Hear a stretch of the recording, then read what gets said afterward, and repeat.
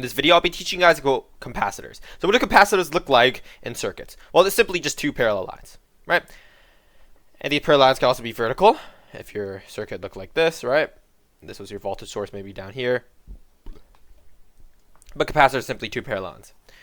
And the reason why they look like this is because capacitors in real life are separated by, how they're made is actually separated by two conductive plates, all right? And there's an insulating material between them. So some material like that's insulating. Insulating material could be such as like ceramic, rubber, plastic, okay?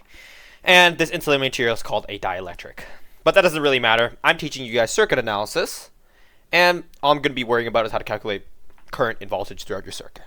Now, once I make my electromagnetism class, I'll probably go deeper into what capacitors actually do. But if you're here for that, I'm telling you, this is not the place for you. I'm teaching circuit analysis in this. So, what is the unit of a capacitor? All right, the unit of a capacitor is a farad.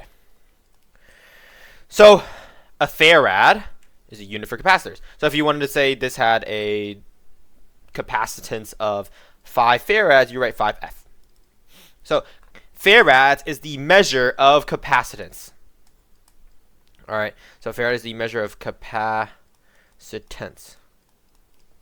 All right, just like how centimeters is a measurement of maybe height. Right? Farads is a measurement of capacitance.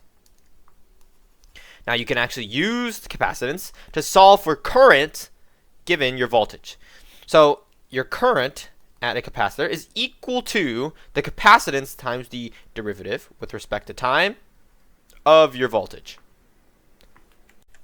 Now, the reason why you can take a derivative of your voltage is, of course, you're going to be alternating current.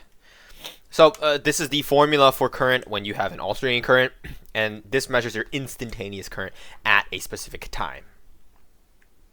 Now, if I were to give you an example of this, let's say your capacitance was equal to 4 farads, and your voltage formula was, I don't know, 3 sine of 5t plus 2 or something like that, okay?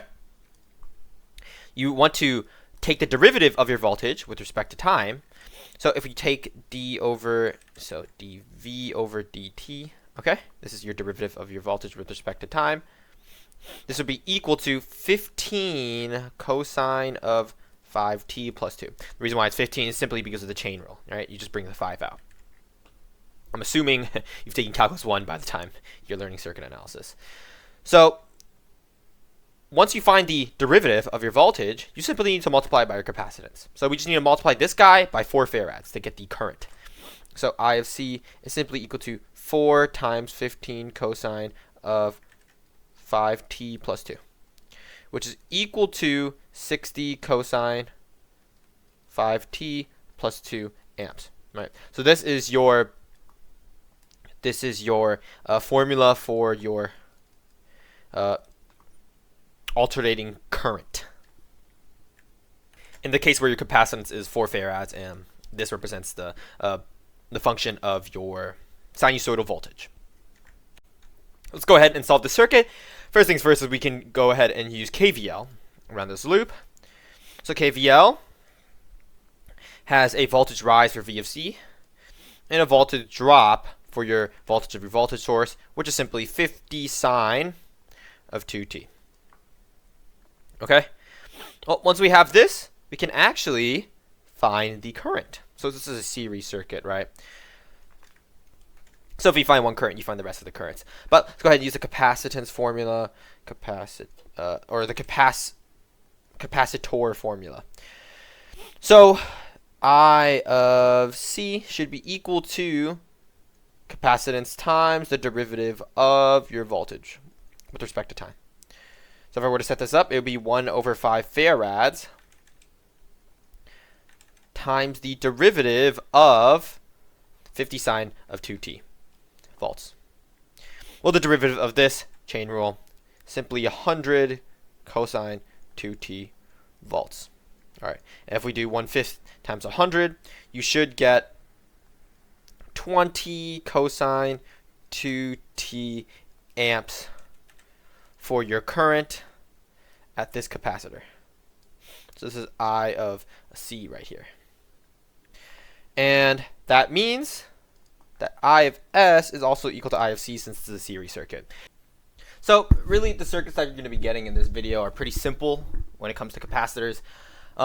Later on you're going to get harder ones, and I was thinking of making a video on how to add capacitors, like how to add series and parallel capacitors to get an equivalent capacitance. I'm not sure if a lot of classes like actually cover that, but I guess I could. I don't know. Maybe if you're curious, you can leave something down in the comment section. But let's go ahead and solve this problem. First things first, we can't do anything basically, right? There's, I mean, like, what can we do? Except for one thing. This one thing is finding the current of this capacitor using your capacitance and your voltage. So remember, current is equal to capacitance times the derivative of your voltage with respect to time. Let's go ahead and set up this equation.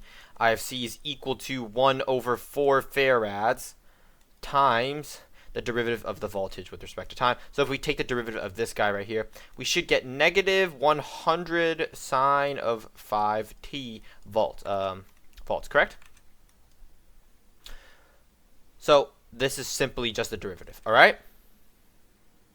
Well, if you multiply the 1/4, actually, I don't think the unit for this becomes a volt. Right? It should be voltage over time, no? Whatever, doesn't matter. Units don't matter, I don't care. 1/4 of 100 is simply negative 25 sine of 5t. Okay, and this becomes amps. Since this is a series circuit, the current throughout this entire thing is the same. So if we, if we use Ohm's law at this resistor now, we'd be able to solve for the voltage at the resistor, correct? But let's first say that this series, so I of C is equal to I of R is equal to I of S. All right, so Ohm's law is current times resistance is equal to your voltage drop, okay?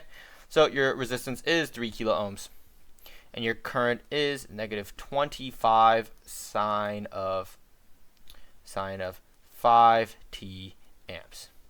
This basically gives us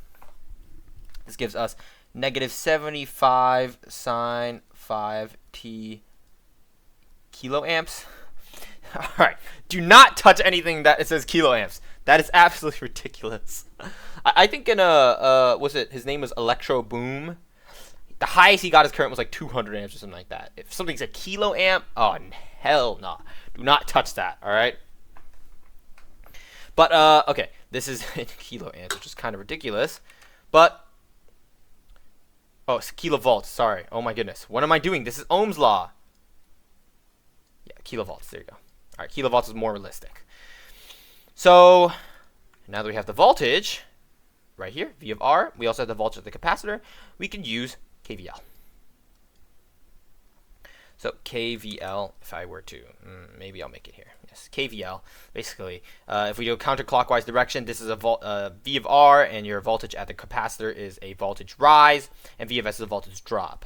Therefore, we have V of R plus V of C is equal to V of S. But let's go ahead and rewrite our known values. Right? Known values are V of R and V of R and V of C, correct? So we have 20 cosine of 5t volts plus, actually minus 75 sine of 5t volts. And this should be equal to your voltage at the voltage source, which is simply V of S. Right. There's really no way we can combine the cosine and the sine since they don't have the same I guess trig functions. Then this function right here can represent your voltage at the voltage source, right? Depending on time. So yeah, sometimes when you're doing things with capacitors or inductors, you're gonna get like pretty ugly functions that look like this, where you combine sine and cosine functions. You're not gonna get something straight and nice that just has a single coefficient and a trig function. All right. But I mean, like that's really like as much as you can do with capacitors at this time. When you learn about phasor domain, you can do a lot more with it. Or polar, I don't know what's called, polar domain, polar coordinates, complex numbers related to this. Yeah, but if you have any questions, put it down in the comment section. If you found this video helpful, consider subscribing and liking the video. Thanks for watching.